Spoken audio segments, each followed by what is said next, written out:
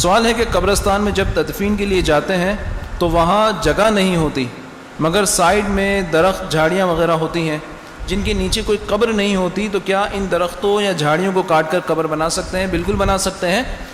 اگر کسی قبر کے اوپر جھاڑیاں ہیں، سبزہ ہے یا پھول ہیں تو ان کو کاٹنے کی ممانعت ہے۔ جھاڑیوں میں ممانعت نہیں ہے، کیونکہ سوکھی جھاڑیاں جو ٹہنیاں وغیرہ ہوتی ہیں وہ کاٹ سکتے ہیں، قبر کے اوپر بھی ہوں۔ سائیڈوں میں اگر ایسی جھاڑیاں وغیرہ ہیں، درخت ہیں، تو اس کو کاٹ کر وہاں پہ قبر بنائی جا سکتی ہے۔ قبر کے اوپر سے اس لیے منع ہے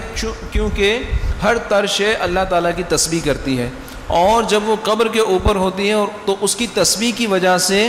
قبر کے مردے کو تسکین ملتی ہے، اور اس کے گناہوں کی مغفرت کا سبب بھی بنتی ہے، اور اس کے درجات کی بلندی کا بھی سبب بنتی ہے۔ بخاری شریف کی حدیث ہے، اس کا مفہوم کہ حضور علیہ السلام دو قبروں کے پاس سے گزر رہے تھے اور فرمایا یعذبان، ان دونوں پہ عذاب ہو رہا ہے، اور وما یعذبان فی کبیر، ان دونوں پہ کسی بڑی بات پہ عذاب نہیں ہو رہا، بلکہ ایک شخص پیشاب سے نہیں بچتا تھا، پیشاب کے چھینٹوں سے نہیں بچتا تھا، اور دوسرا شخص چغل خور تھا، تو اس وجہ سے ان دونوں پہ عذاب ہو رہا ہے۔ پھر حضور علیہ السلام نے ایک تر شاخ منگوائی اور اس کو درمیان سے چیر کر دونوں قبروں پر ایک ایک لگا دیا، اور فرمایا کہ جو مفہوم ہے یہ ارشاد فرمایا کہ جب تک یہ خشک نہیں ہوں گی اس کی وجہ سے صاحب قبر کو راحت ملتی رہے گی، او کما قال علیہ السلام۔ اس سے ضمنی طور پر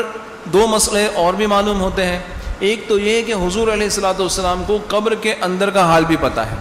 کہ قبر کے اندر عذاب ہو رہا ہے، اور یہی نہیں بلکہ کس وجہ سے عذاب ہو رہا ہے یہ بھی پتہ ہے۔ دوسرا مسئلہ اس سے یہ پتہ چلتا ہے کہ حضور علیہ السلام کے ظاہری زمانے میں بھی قبر اس طرح کم از کم بنائی جاتی تھی کہ پتہ چلے کہ یہاں قبر ہے، ایسا نہیں کہ اس کو بلڈوز کر کے بالکل ہموار کر دیا جاتا تھا۔